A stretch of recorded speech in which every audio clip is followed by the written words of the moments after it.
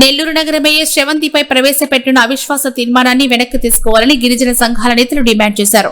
Nellore we are college సమీపంలోని అంబేద్కర్ విగ్రహం వద్ద నెల్లూరు జిల్లా గిరిజన సంఘాల నాయకులు అంబేద్కర్ కు వినతి పత్రం అందజేసి తమ నిరసన కార్యక్రమాన్ని చేపట్టారు. 40 ఏళ్ల తర్వాత ఎస్టీలకు కేటాయించిన నగరపాలక సంస్థ మేయర్ పదవి అని అన్నారు. పార్టీ మారిన కార్పొరేటర్లు మేయర్ శ్రవంతిపై అవిశ్వాస తీర్మానాన్ని ప్రవేశపెట్టడం రాజకీయ దురుద్దేశమని మండిపడ్డారు. మేయర్ పై అసత్య ఆరోపణలు చేయడం సరికాదని, కేవలం 1 సంవత్సరం మాత్రమే కాల పరిమితి కలిగిన మేయర్ ను తొలగించాలని, కుట్రపూరితంగా విమర్శలు చేస్తూ తొలగించాలని కలెక్టర్లకు నోటీసులు ఇవ్వడం సరికాదన్నారు. కలెక్టర్ కు అందజేసిన అవిశ్వాస తీర్మానం వెనక్కి తీసుకోవాలని కోరారు. ఈ కార్యక్రమంలో బాపట్ల వెంకటపతి, బిఎల్ శేఖర్, ఏకుల సుధీర్, మాకాని వెంకటేశ్వర్లు, గంధం శ్రీరాములు, లోక్సాయి, కొమరగిరి దయాకర్, సుబ్రహ్మణ్యం తదితరులు పాల్గొన్నారు. ఈ ప్రయోగాలు చేయడం ఎంతవరకు కరెక్ట్ అని మేము అడుగుతున్నాం.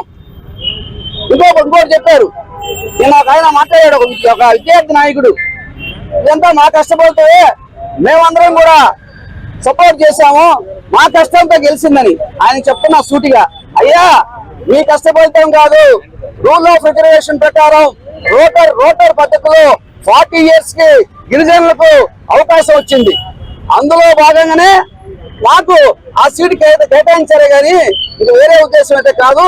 అయితే ఇంకొక ముఖ్యమైనటువంటి క్రమం ఏంటంటే, ఆ రోజుల్లో వైఎస్ఆర్సీపీ గౌరవ ముఖ్యమంత్రి వర్యులు జగన్మోహన్ రెడ్డి గారు ఉన్నారు కాబట్టి ఏదైతే రూల్ ఆఫ్ రిజర్వేషన్ ప్రకారం ఆ 40 years వచ్చిందో ఎస్సీ, ఎస్టీ, బీసీ, ముస్లిం మైనార్టీలకు అందరికీ సమచిత న్యాయం కల్పించి ఆ క్రమంలో ఎవరికి రావాల్సినటువంటి సీట్లు కేటాయించబట్టి, ముఖ్యంగా ఆ రోజుల్లో ఆ వైఎస్ఆర్సీపీ పరిపాలన మెచ్చి జనమందరూ కూడా మనకు ఓట్లేస్తారు తప్ప ఇక వేరే కాదని చెప్పేసి వాళ్ళకి విన్నవించుకున్నాను. అయితే ప్రధానంగా మళ్ళీ ఇంకో విషయం చెప్పాలి. ఒక మేడం గారు కార్పొరేట్ సుజాత సమయం ఏదో మేడం గారు ఉన్నారు, మేము ప్రజలు మమ్మల్ని నమ్మి ఓట్లేసారు, మేము వాళ్ళకి సర్వీస్ చేయలేకపోతున్నాము, మేయర్ గారు మా సహకరించలేదని. ఏమ్మా కార్పొరేటర్ గారు, మేడం గారు, మరి సహకరించకపోతే మీరు ఆమెతో 4 ఏళ్ళు ఎలా ప్రయాణం చేశారమ్మా? మీరు 4 ఏళ్ళు ఎలా ప్రయాణం చేశారు? ఇంకోటి మీకు సహకరించినట్టే కదా, మీరు అందరూ మునిగా ఉన్నారు కదా, డెవలప్మెంట్ యాక్టివిటీస్ లో అన్నిట్లో పాల్పంచుకున్నారు కదా. ఇంకా ప్రధానంగా ఇంకో ఆయన చెప్పాడు, ఆయన ఏమన్నాడంటే మేయర్ గారు వచ్చినప్పటి నుంచి డెవలప్మెంట్ యాక్టివిటీస్ ఏం లేవన్నారు.